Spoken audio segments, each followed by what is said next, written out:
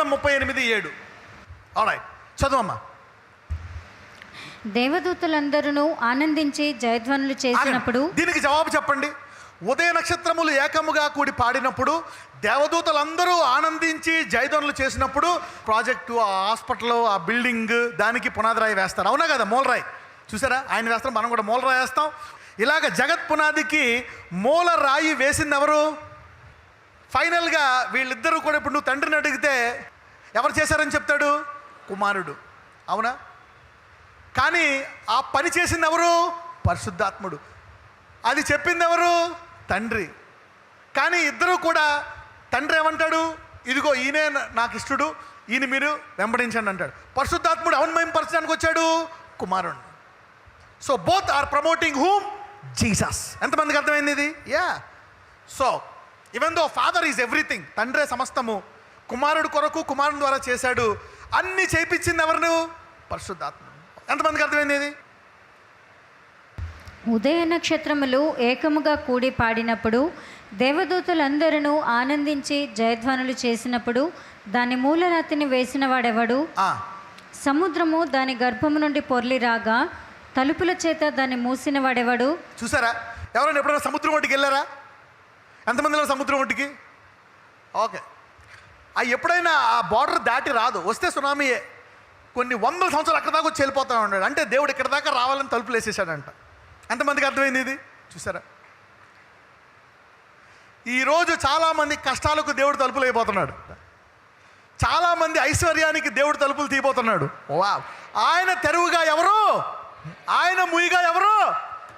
అందుకే నువ్వు దేవుని మందిరానికి రావడం చూసి అందరూ ఆశ్చర్యపోయి వాళ్ళు కూడా దేవుని దగ్గరికి రావాలా. The God ability will be manifested through you. Right, చదువమ్మా. ఓకే, ఇదంతా ఎవరు అడుగుతున్నారు? దేవుడు ఎవరిని అడుగుతున్నాడు? పాత నిబంధనలో అర్థం ప్రకారం ఎవరిని అడుగుతున్నాడు? తండ్రి యోబుని అడుగుతాడు. అవునా కదా? పాత నిబంధన అర్థం అదేనా కదా?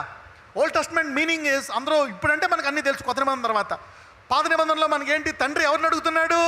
యోబుని అడుగుతున్నాడు. కొత్త నిబంధనలో అవునా, కన్యక పుట్టే వరకు మనకు ఏసే ఉన్నాడని తెలీదు. Okay, right. ఇది యోబుకు తెలుసా? తెలీదు, అడుగుతున్నాడు. యోబు, నీకు తెలుసా? నీకు ఫ్యూచర్ నేనే చెప్పా, ప్రస్తుతం నేనే చెప్పా ఎలా బ్లెస్ అవ్వాలో, గతం నేను చెప్పలే, చెప్పు అంటున్నాడు. యోబు అంటాడు, ఈ సబ్జెక్ట్ నాకు తెలియదు ప్రభువా అంటాడు. ఓకే, అందుకే లాస్ట్లో ఒక మాట అంటాడు, ఇన్ని తెలుసుకున్నా నాకు ఆయన గురించి కొంచెమే తెలుసు. See that he said that. నేను ఏదో పెద్ద అన్నీ తెలుసుకున్నాను అనుకున్నాను, కానీ కొంచెమే తెలిసి దేవుడి గురించి అని యోబు కన్ఫెసెస్. లాస్ట్లో అందుకే అంటాడు, బుద్ధి లేదు ఆయన, జ్ఞానం లేదు, క్షమించి అంటాడు. అప్పుడు ఇతరుల కోసం ప్రార్థన చేయనప్పుడు యోబుకి ఎన్ని రెట్లు ఇస్తాడు దేవుడు? 2 రెట్లు ఇచ్చేస్తాడు. చదవండి.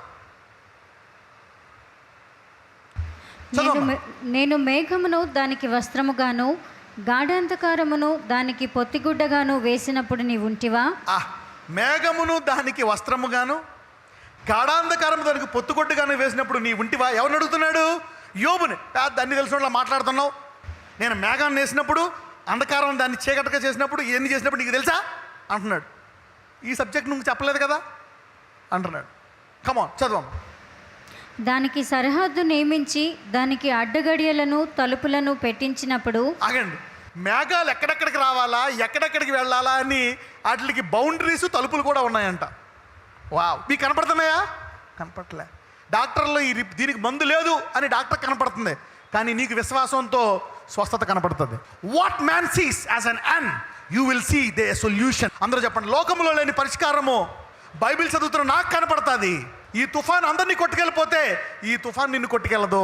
ఎందుకంటే వాళ్ళకి తెరవబడిన తలుపులు కనపడుతున్నాయి, నీకు ముయ్యబడిన తలుపులు కనపడుతున్నాయి. ఎంతమందికి అర్థమవుతుంది? ఎంతమందికి నార్మల్ రిపోర్ట్లు కనపడుతున్నాయి? ఎంతమందికి కొత్త ఎముకలు కనపడుతున్నాయి? ఎంతమందికి వృద్ధాప్యములో యవ్వనం కనపడుతుంది, యవ్వన బలము? You see that now. This is what you need to see. అందుకే ఈ చదివినప్పుడు నీ హద్దులు దాటిపోతాయి. అయితే నేను మానవరీత్యా ఆలోచించను, నేను విశ్వాసముతో నడుచుకుంటానని చెప్పండి అందరూ ఈ రోజు నుంచి. అందుకే ఇది ఎంతమంది నమ్ముతున్నారు? ఇది నమ్మువానికి సమస్తము ఈ రోజు నుంచి నీకు అసాధ్యమైంది సాధ్యమవును గాక. You see that. లోకానికి అమ్మో ఆకాశం హద్దులు లేవు. There are borders, there are even doors. చూడండి, and break up it for decree place and set bars and doors. మేఘం ఎక్కడికి వెళ్ళాలా, ఎక్కడ ఆగిపోవాలా అని తలుపులు బార్లు కూడా ఉన్నాయంట. అంటే ఎక్కడెక్కడ ఉండాలా, నువ్వు ఏ రేంజ్లో ఉండాలా, ఎంతవరకు ఎదగాల. నీకు ఎంతవరకు కష్టం రావాలో అంతవరకే, అంతకు మించి రానివ్వడు. స్పెషల్ ఆశీర్వాదం. అవతలోడు మునిగిపోయాడు, నువ్వు మొలగవు. పక్కన 10,000 మంది పడ్డారో, నువ్వు పడవు. అదే క్యాన్సర్ రోగం అనేకులు చనిపోయారు, నువ్వు చావు. నీ రోగము సాక్ష్యముగా మారును గాక, నీ ఆలస్యము అద్భుతముగా మారును గాక. This is what God can do, because what man sees naturally, God shows you supernatural. ఎంతమంది ఇప్పుడు ఈ వాక్యాల ద్వారా దేవుని యొక్క సామర్థ్యాన్ని తెలుసుకుంటున్నారు?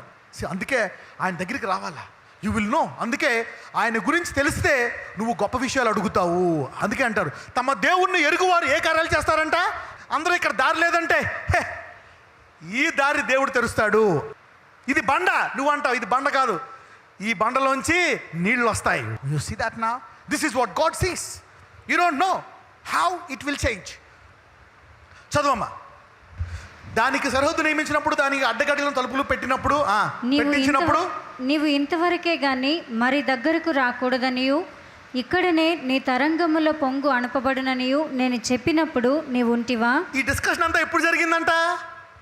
జగత్ పునాది వేయక మునుపు. ఇదిగో ఇలా చేద్దాం, ఇలా చేద్దాం, ఇలా చేద్దాం అని తండ్రి, కుమార, పరిశుద్ధాత్మ, అవునా, ఉదయ నక్షత్రములు, ఇంకెవరున్నారు? మళ్ళీ వెళ్ళండి అక్కడికి. ఉదయ నక్షత్రములు ఏకముగా కూడి పాడినప్పుడు. చూడండి, మనం కూడా ఆ గ్రూప్ వేసినప్పుడు పాట పాడతారా లేదా నుంచొని అక్కడ? అవునా అవునా పాడతారా లేదా? అలాగనమాట. పునాది రాయికి ముందు అందరికి వెళ్ళిపో పాట పాడారంట. They had a song. ఉదయ నక్షత్రములు ఏకముగా కూడి, అంటే ఉదయ నక్షత్రాలు బాగా పాడతారనమాట. ఉదయ నక్షత్రములు ఏకముగా కూడి పాడినప్పుడు ఇంకెవరున్నారంట? దేవదూతలందరూ ఆనందించి జయధ్వనులు అంట. వెనకాల నుంచి జయ జయ అంటున్నారంట. అవునా? ఇదంతా ఉంది సీనరీ. ఇదంతా ఎప్పుడు? జగత్, భూమి ఇంకా సృష్టించిన తర్వాత, సృష్టించక మునుప. అంటే భూమి, ఆకాశము, మేఘాలు ఇవేమీ లేనప్పుడు వాళ్ళందరూ ఉండి ఒక లోకంలో సాంగ్ పాడుకుంటున్నారంట. There was a worship going on there. There was అన్నాడు యోబు, యోబు నీకు ఈ ప్రేయర్ మీటింగ్ గురించి తెలుసా? రాబో లోకం గురించి తెలుసు, ప్రస్తుతం గురించి తెలుసు.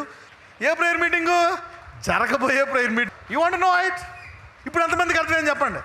Okay, right, come on, let's read.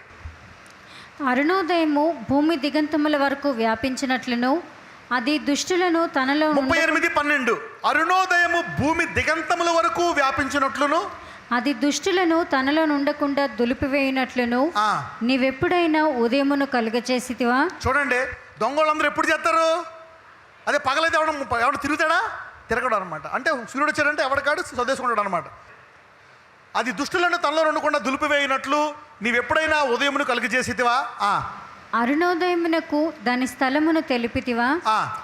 Mudra వలన మంటికి రూపము కలిగినట్లు అది పుట్టగా భూముఖము మార్పునందును, విచిత్రమైన పనిగల వస్త్రము వలె సమస్తమును కనబడును. దుష్టుల వెలుగు వారి యొద్ద నుండి తీసివేయబడును, వారెత్తిన బాహువు విరుగొట్టబడును. చాలు. ఇదంతా ఏ లోకం గురించి చెప్తున్నాడు? ప్రస్తుత లోకమా, రాబో లోకమా, భూమికి ముందు ఉండే లోకమా? ఇదంతమందికి అర్థమైంది చెప్పండి. ఓకే, ఇప్పుడు ఇక్కడ ఏముంటాయి మనకి? శరీరం. పరలోకంలో కూడా ఉంటాయా లేదా? ఈ రోజు నుంచి నీకు అసాధ్యమైంది సాధ్యమవును గాక. ప్రార్థించండి. నజరేయుడైన యేసయ్యా, బ్లెస్ మీ. ఇదిగో తండ్రి, నీ ఆత్మ ద్వారా నడుచుకొని నీ చిత్తాన్ని నెరవేర్చే కృప నాకు దయచేయి. నీ స్వరం విని నువ్వు ఎలాగైతే దేవుడు నాకు ఏం చూపిస్తున్నాడో అదే నేను చేస్తాను, దేవుడు నాకు ఏం చెప్తున్నాడో అదే నేను చేస్తాను, ఆయన ఏం చెప్తే అదే నేను చేస్తాను. నాకు వినే చెవులు దయచేయి, చూచే కన్నులు దయచేయి. నీ వాక్యము నేను తెలుసుకున్నాను. ఇదిగో అయ్యా, నీ ఆత్మానుసారమైన జీవితంలో నడిచే కృప నాకు దయచేయి నాయన. ఇదిగో నూతనమైన శక్తితో మార్చమని నాజరేయుడైన యేసు నామమున ప్రార్థిస్తున్నాము తండ్రి.